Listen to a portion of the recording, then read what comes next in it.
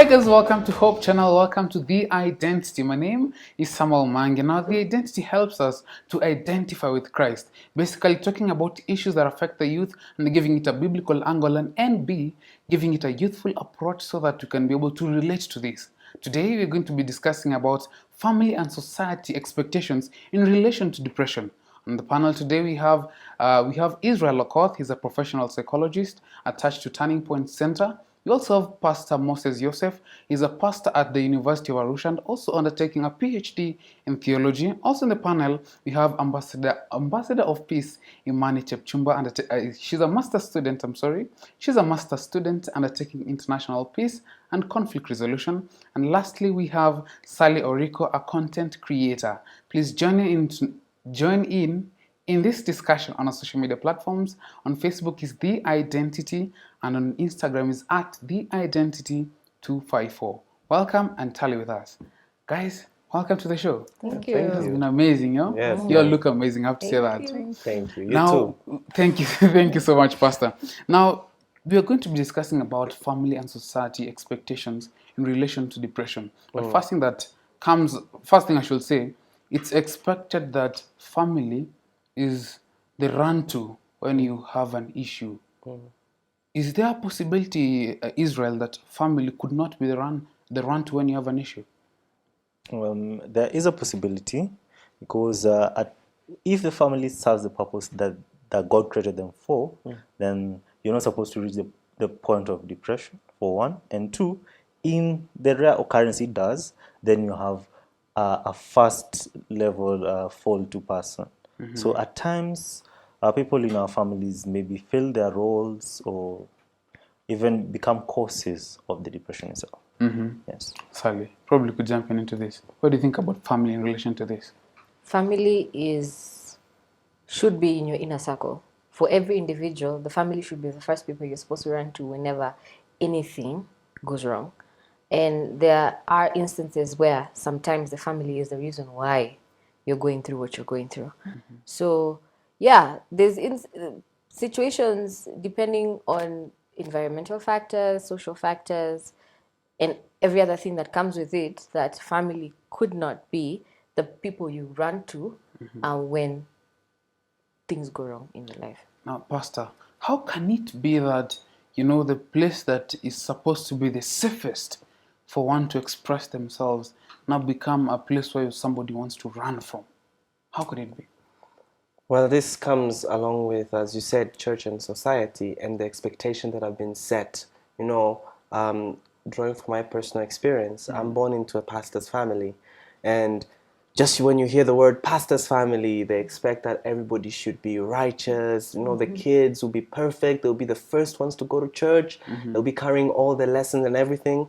And sometimes, even for me personally, it has been emulated through my dad, because it looks like if I do something that is not according to the expectation that has been set by the society, I am not only disappointing him, but I'm embarrassing his ministry. And that has been really a hard point for me. And when you know that when you say and suggest that you're struggling through something, like you don't even understand how your dad will take it, and you don't have a place to run to. So a family, rather than it becoming a haven for you to share your issues, you mask yourself just for the sake of the societal expectation and the church expectations. Imani, why would you, as a young guy, want to mask despite of the expectations? I mean, they are there with you, whether you like it or not. Why else? Why? I mean, if anything, you can just tell them what you have in your mind. Be it they hate you or love you, you're there. Then why should it be again somewhere to run from? Okay, the family, it again depends with the factors and the situations in a family. You could have a family that, there are families that are, okay, they're fine, there's the love, there's just a normal family where we have a dad who is, who provides for the family, mom always there and the kids. That's a different situation. And again, it comes again with socialization, how you've been brought up, and the setup of the family basically, and the situation in the family could make you run away. most cases. In fact, like currently, the research has shown that families are breaking up at a very high rate, and that could be one of the reasons as to why somebody would run away, because the family is not functioning. So there's no way I can now like open up to my mom, somebody I've never had any relationship with ever since I was young. Again, we have the modernization, people moving to the cities, and they're so engulfed in their jobs, they hardly get time to relate with their kids or husband and wife. So it becomes so hard to like talk about it or open up, because the person you're living with in the house is more like a stranger. Yeah, so people run out. They find that safety, the space from maybe friends, maybe even the church. Pastor, what happened to the family? I mean, borrowing it from the Bible, the family is supposed to be the best place. Anytime, if you're from work, you're like, yes, it's time to go home. You're happy, but then that's not the case. What happened to the family?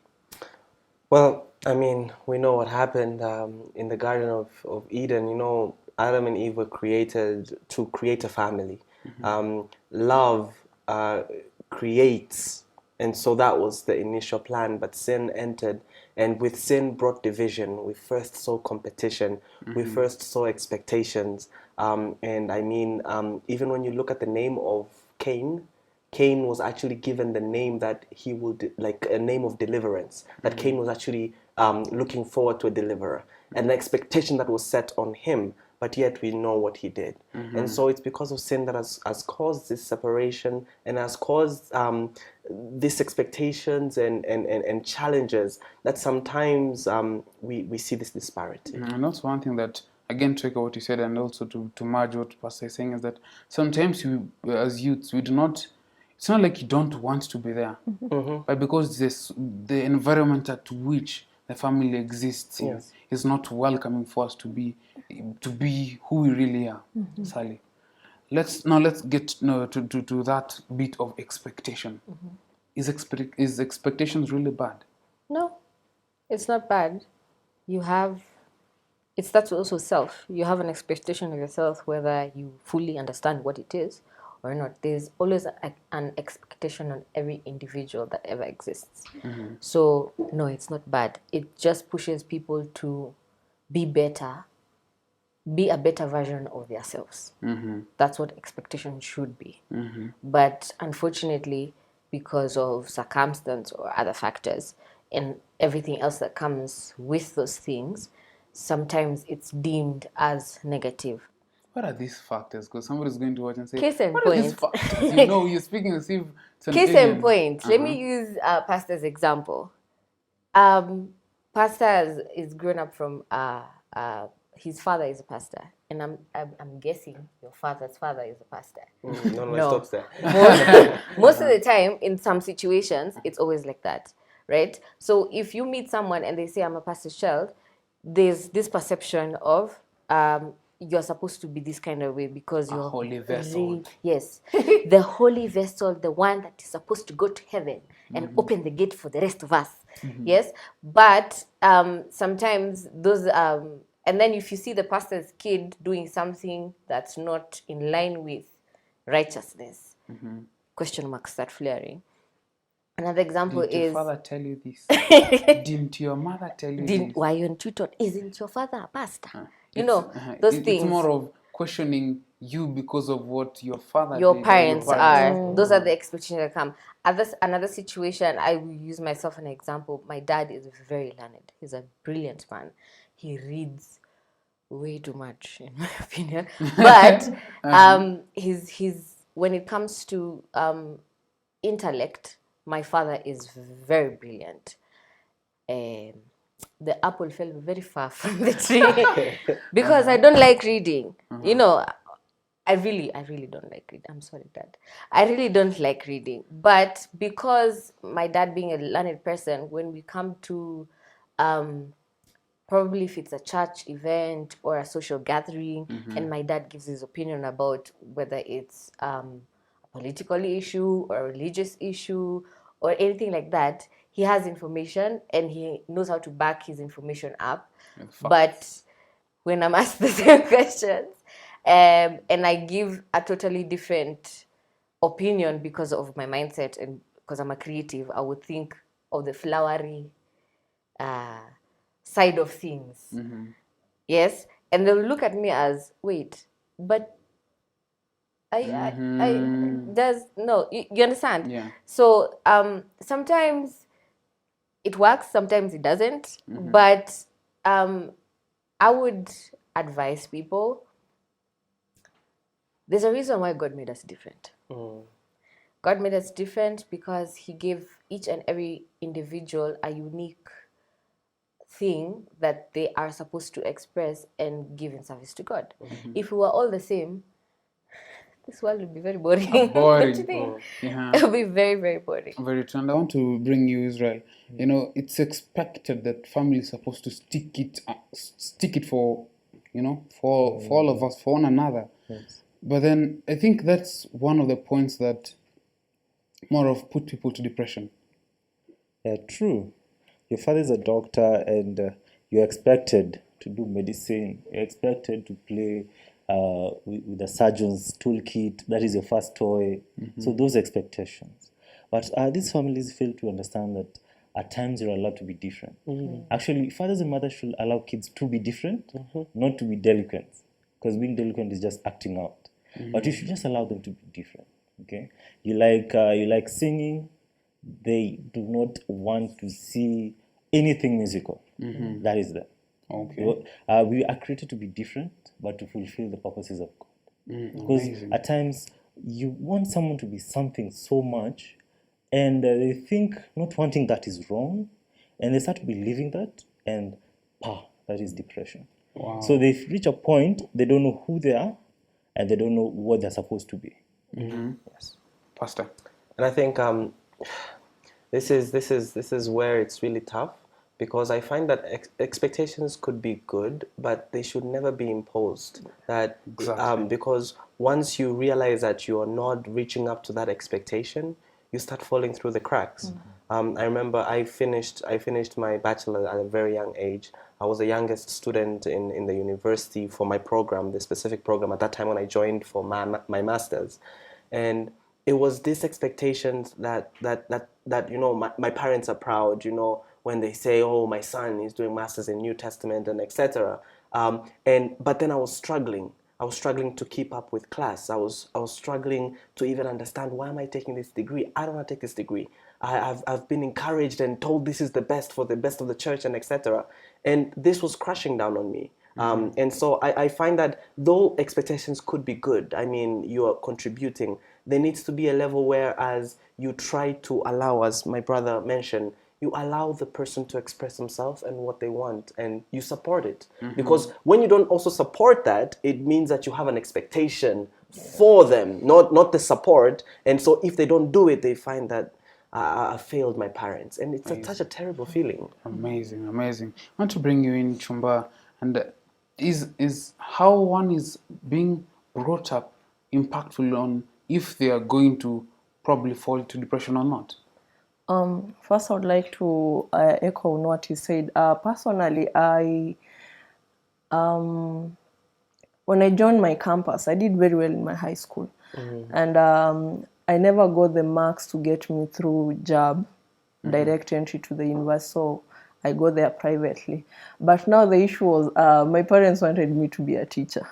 Wow. And they were like, when you are a teacher, you always get a job, even at the village. But personally, I wanted to study international relations.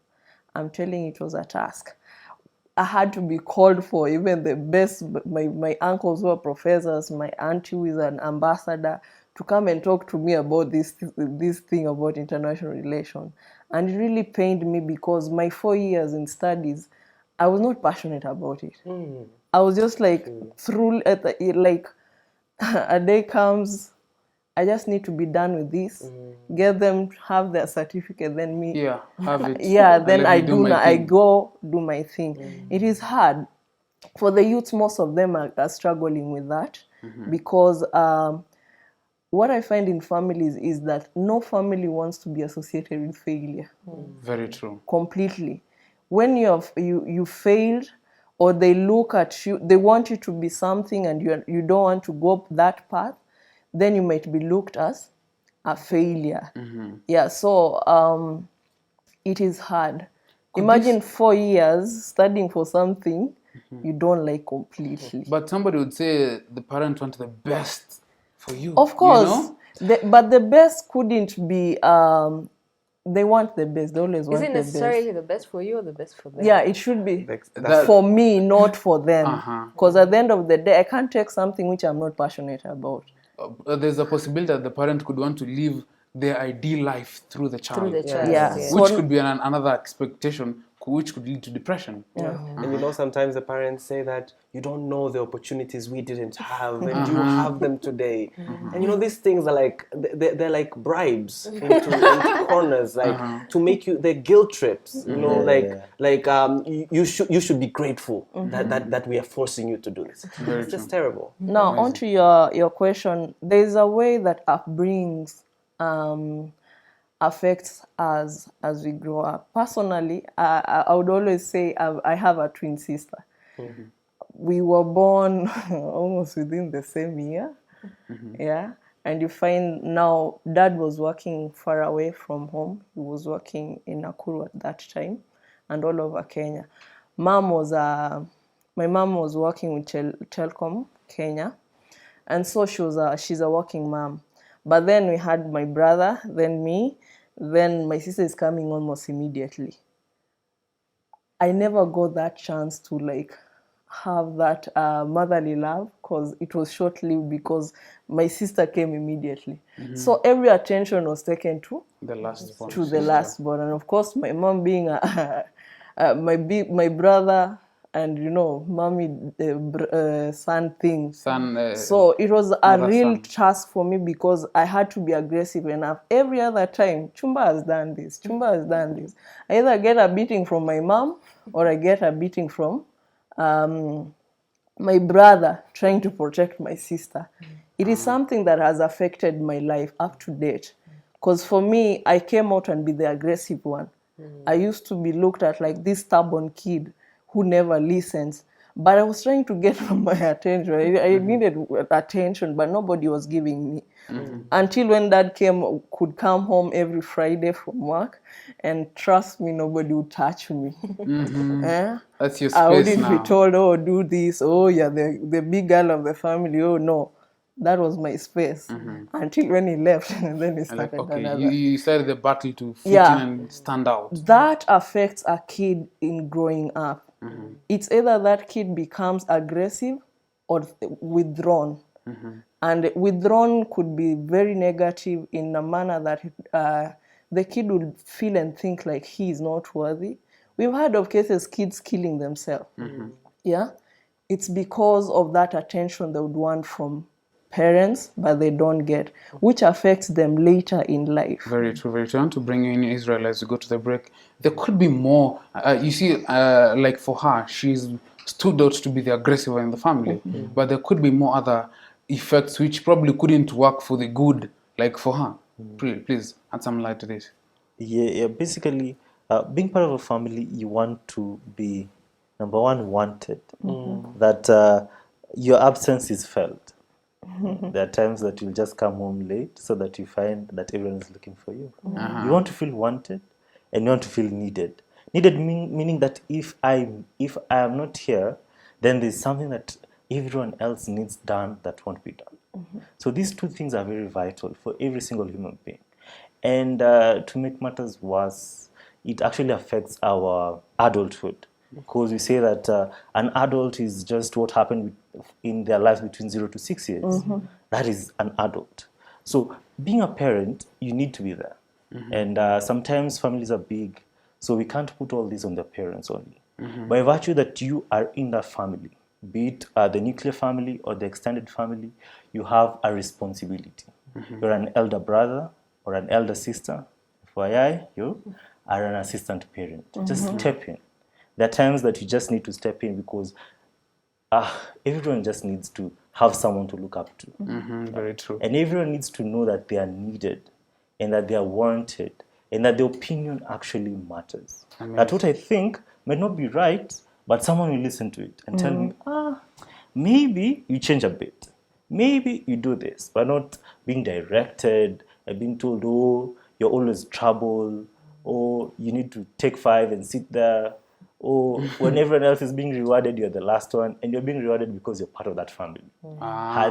Did they have an opportunity, they would actually not have done that. Okay, please. Yeah. So these things actually affect a child, and as we said earlier, some people take it too hard and they become withdrawn, and eventually they become adults who believe that this is how the world works. Yes. I have to take everything by force. No one wants to hear what I think, so I have to impose it by force. Amazing. Or you think, it's not important enough. So it's not important enough, but sometimes these people who think that it's not important enough actually have big solutions to the problems that others have. Amazing. So I want to bring you in as we come to the break, in line to comparison. You know, sometimes you have parents who will tell you, you're my son, you're my daughter, I love you. You know, there's nobody like you. But if only you did something like Chumba, you know, that person Why is encouraging. can't you be like Why Nani? can't you Or be like and so and so? Yeah. It happens to be a sole reason where adults break down because of this expectation. We're going for a short break, but after the break, we'll be looking to the second element of the societal pressure. And trust you me, there's a lot to it. So see you after the break.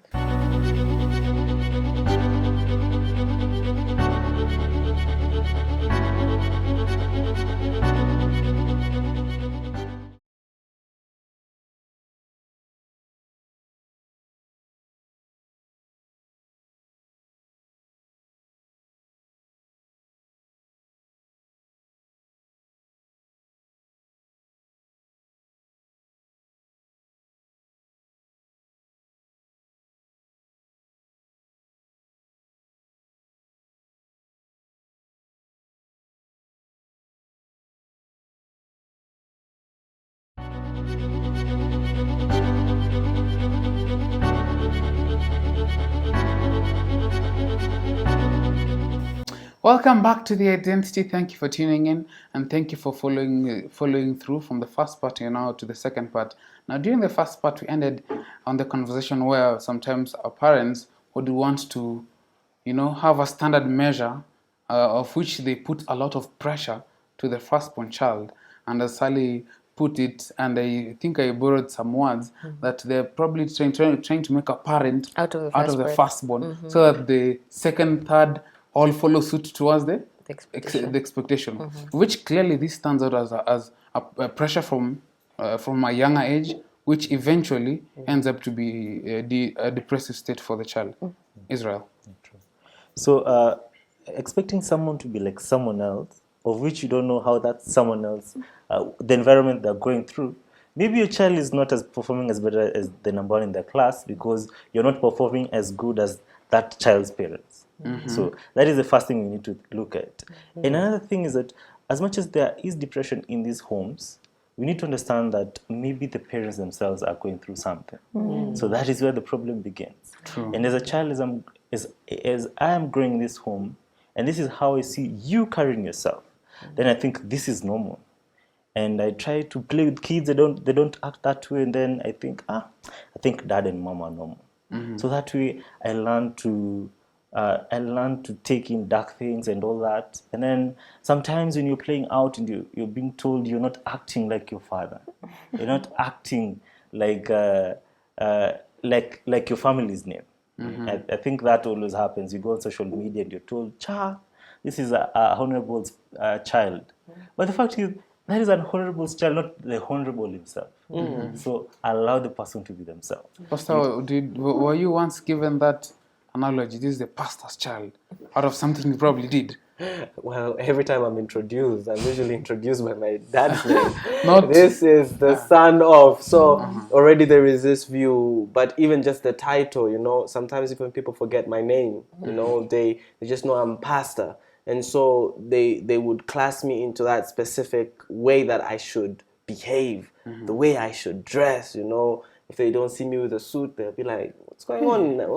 What's happening? So I think it's a big danger. And just building on to what he said, you know, sometimes what has been hurting for me is that the people who you're compared to, you also know a little bit about them, and you know that there are some things that you don't want to. You're not like them, and you're like, seriously, how could we be compared? You should be grateful that you have me, because we know each other. So I find that I find comparison personally has been a very terrible thing, because they shouldn't be really a standard for comparison. We should really look unto Jesus, and just try to love the person through what they're going through, so that even when I'm struggling, I can just sit you down as a parent, as a friend, and tell you what's going on. Because sometimes, because of this, you realize, hey, I can't see this person. Even if I'm struggling, even if I'm going through depression, I definitely cannot go to them, because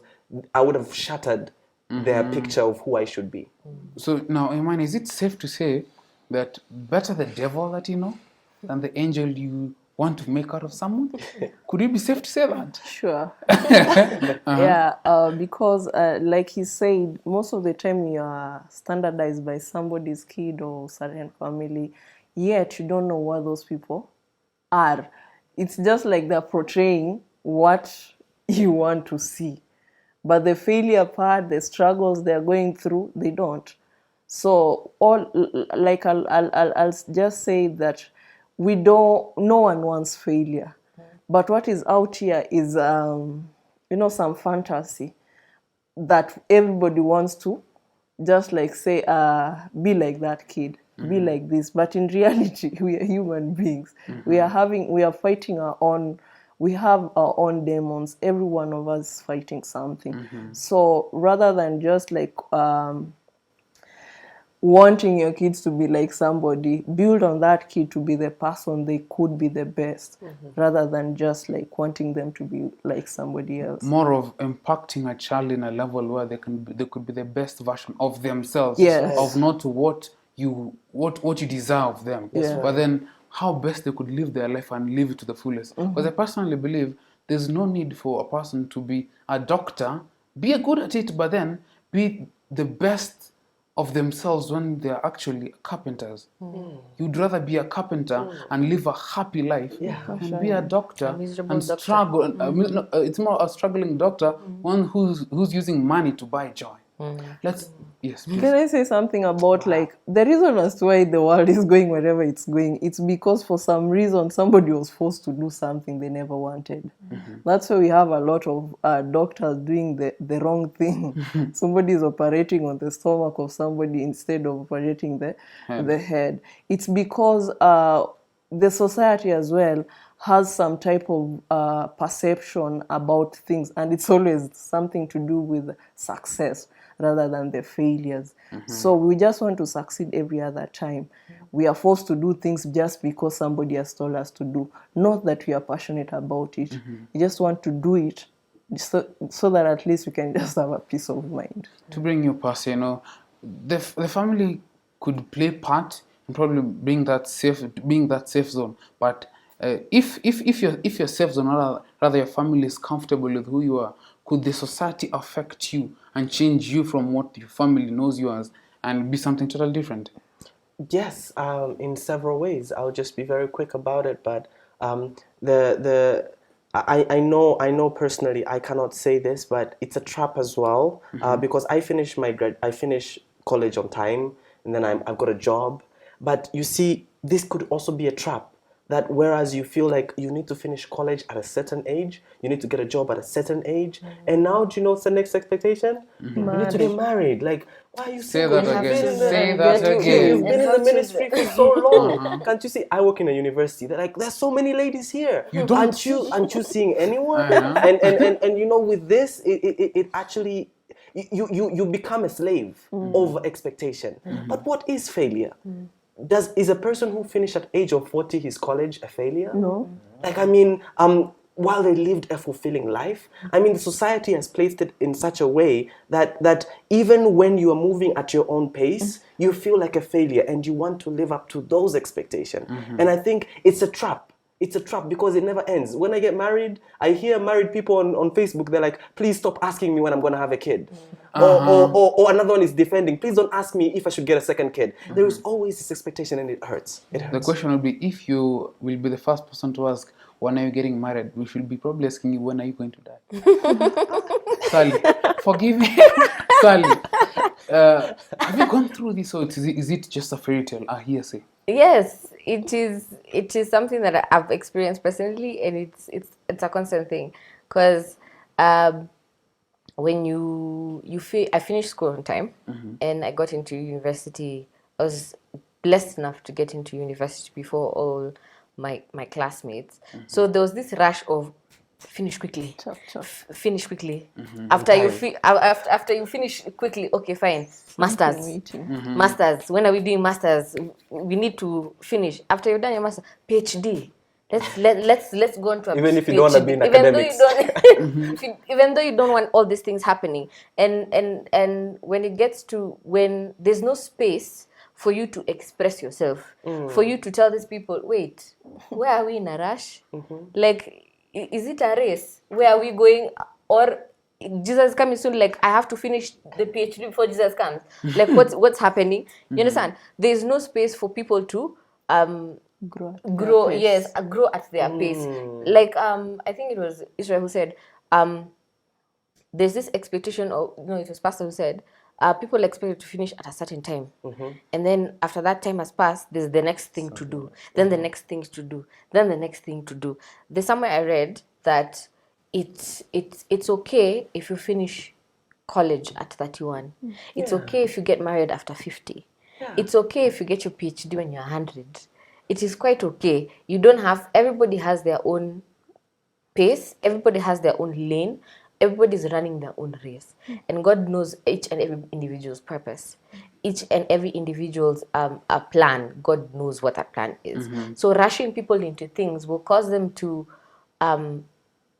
will force them rather to go into now a depressive state, because now they're thinking, okay, wait, I am 30, I don't have a husband, my first child is not here, I have not even finished a PhD, what am I going to do? What will I tell my children? With me? What is wrong with me? You understand?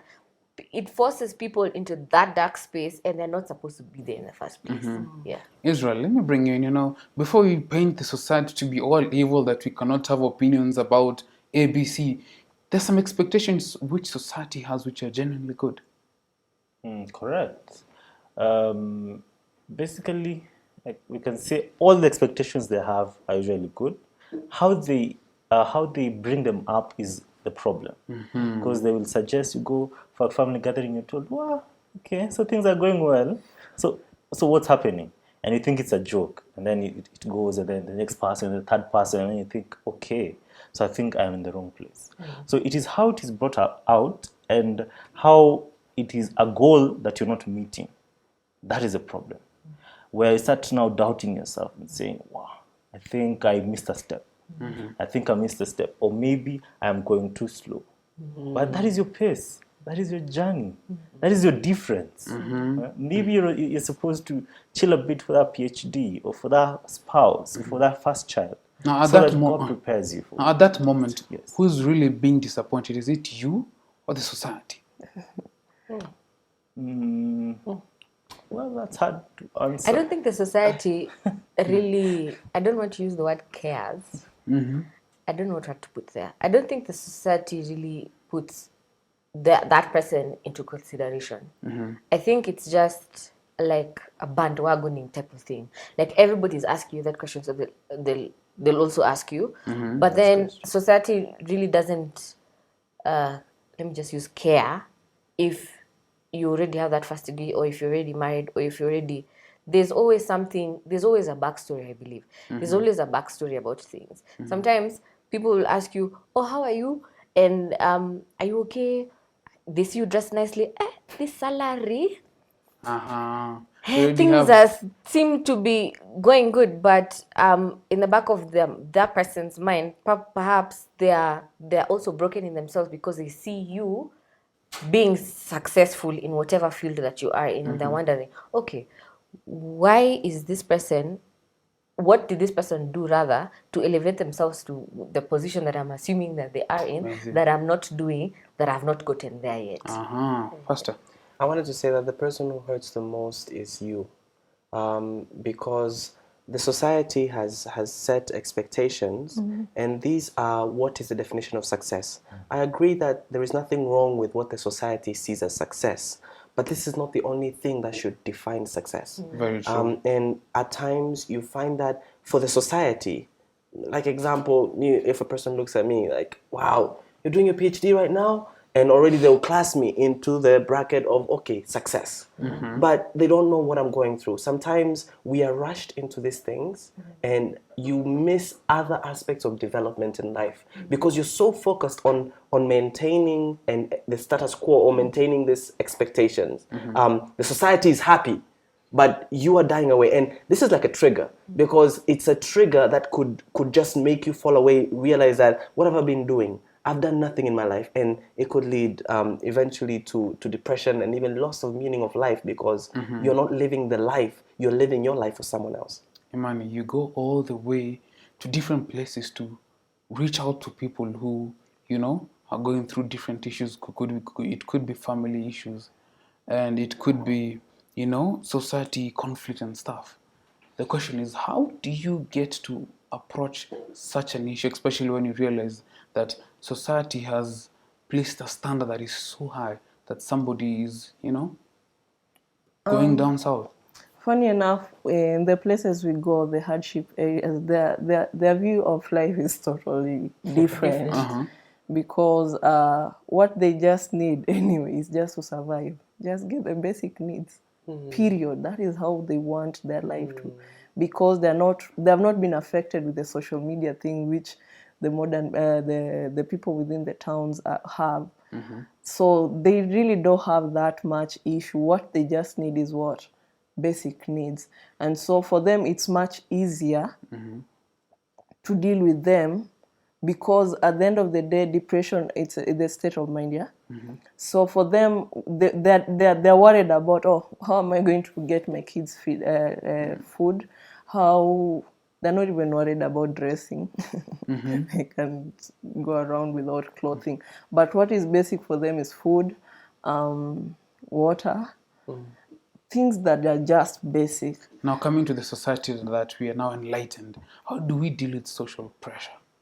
First of all, is like the family as the first unit, which should be a safe haven for us, should make sure that there's that relationship that makes it possible for people, for kids, or for the husband or the wife to come out and talk.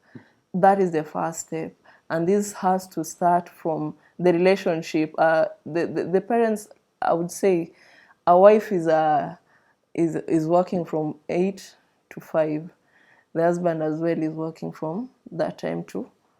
The dad comes late at night, find the kids already asleep.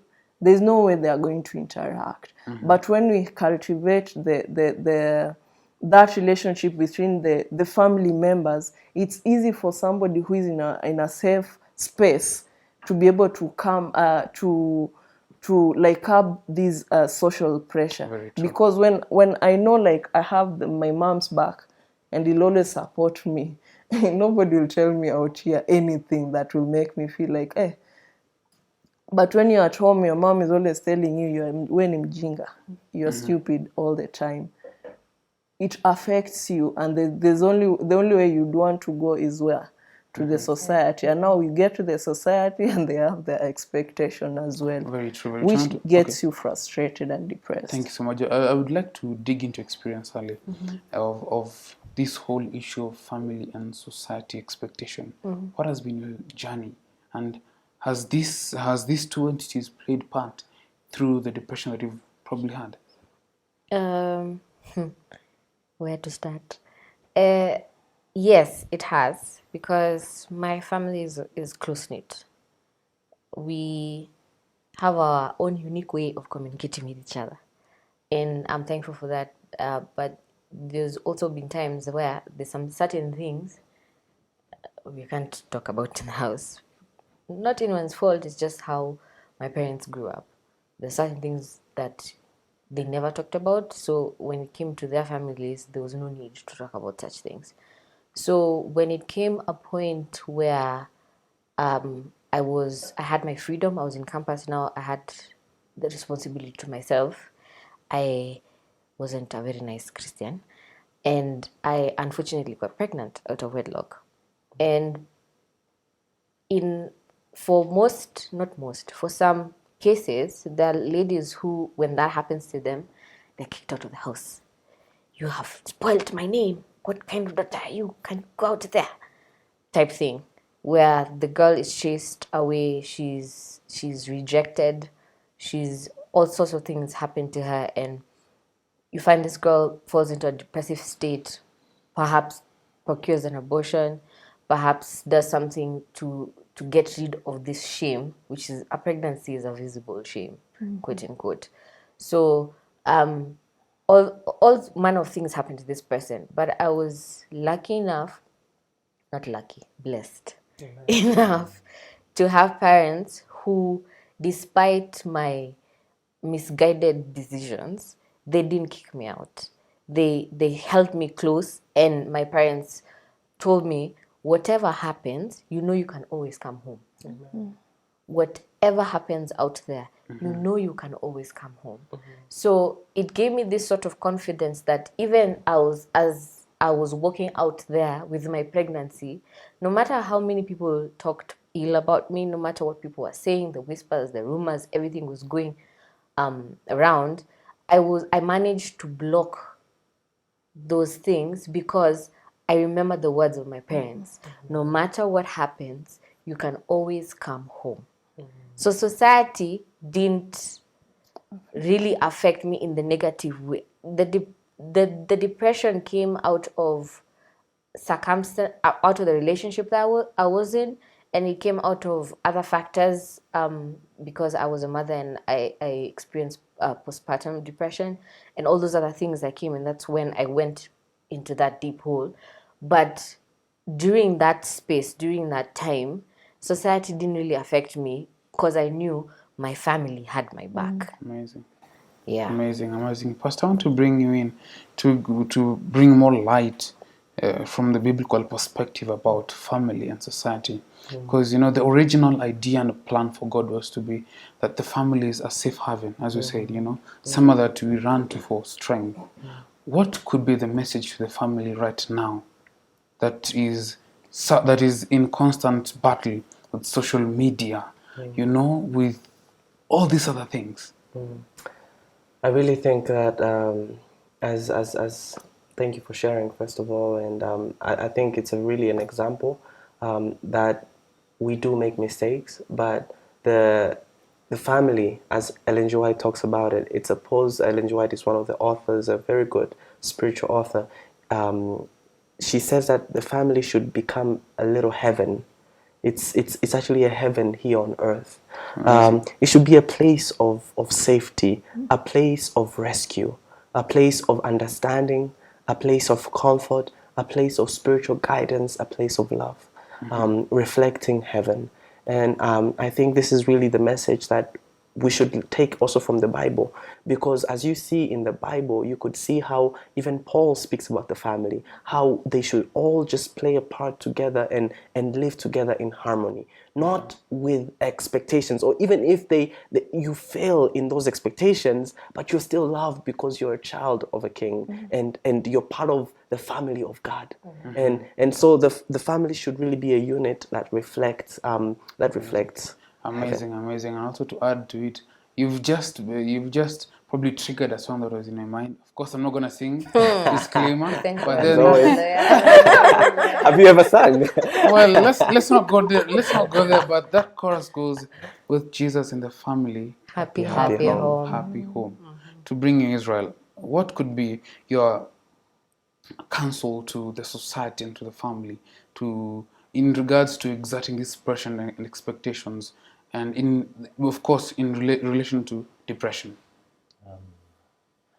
Number one, we need to understand that when the society has these expectations, they will experience what we call vicarious joy.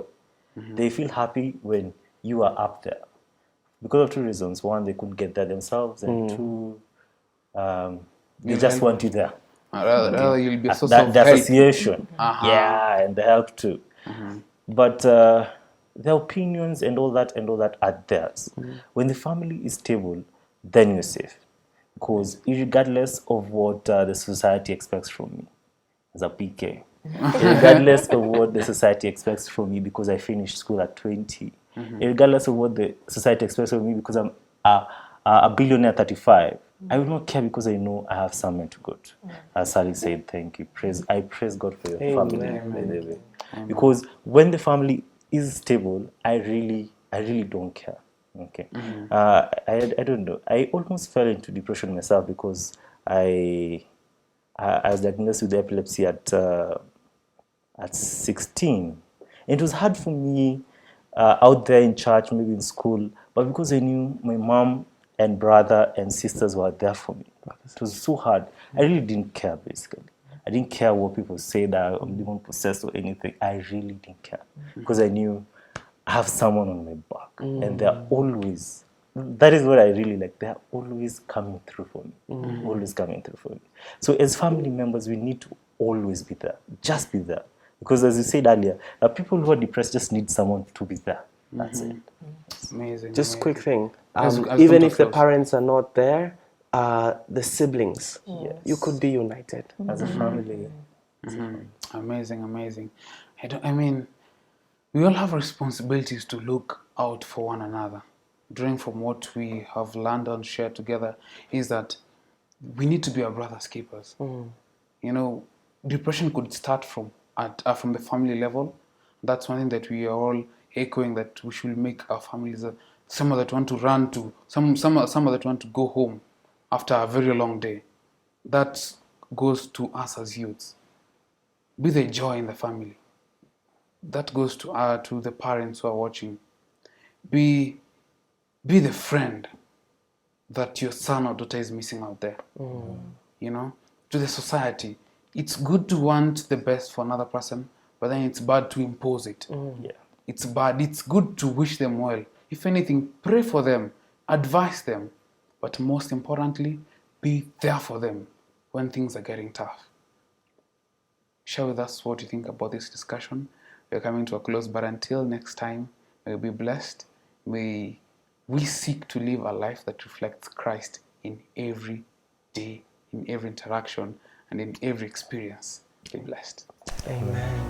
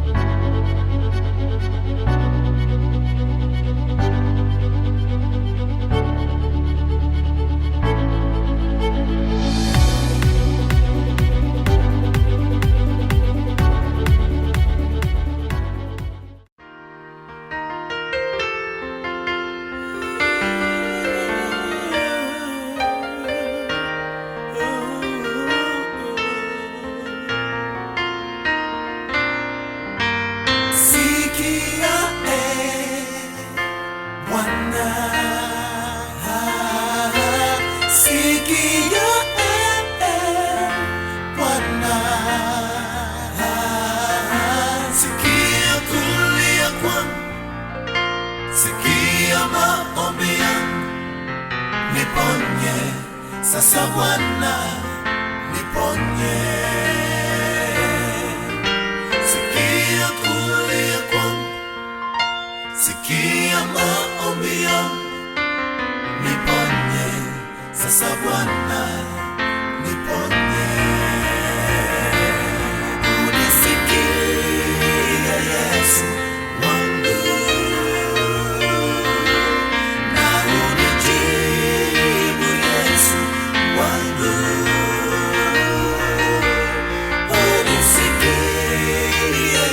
Yesu wangu,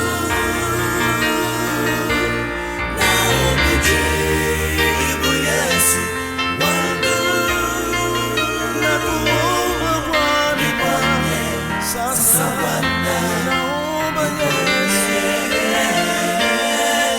niponye, sasa Bwana niponye, nakuomba Bwana niponye, sasa Bwana ninaomba Yesu nisikie Bwana, sasa Bwana niponye,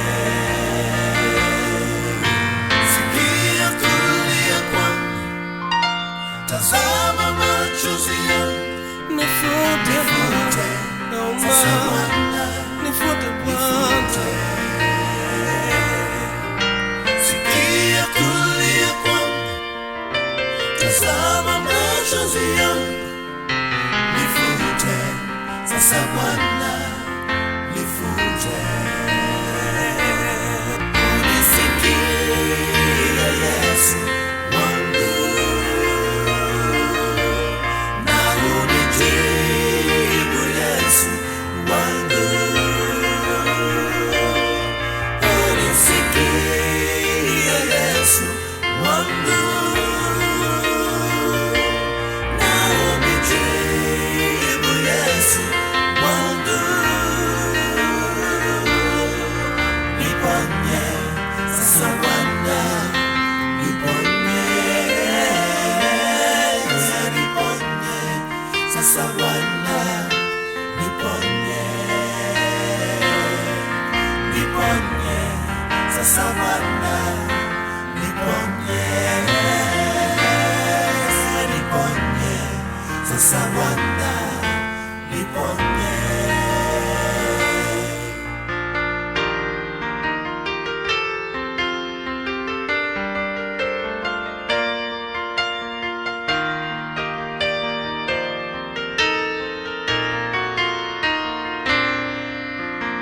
Nimezama kwenye dimbwi la mateso, nami siwezi kuinuka peke yangu.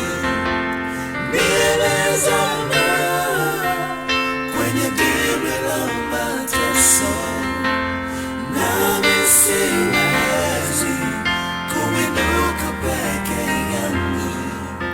Sikia Bwana, sikia Bwana.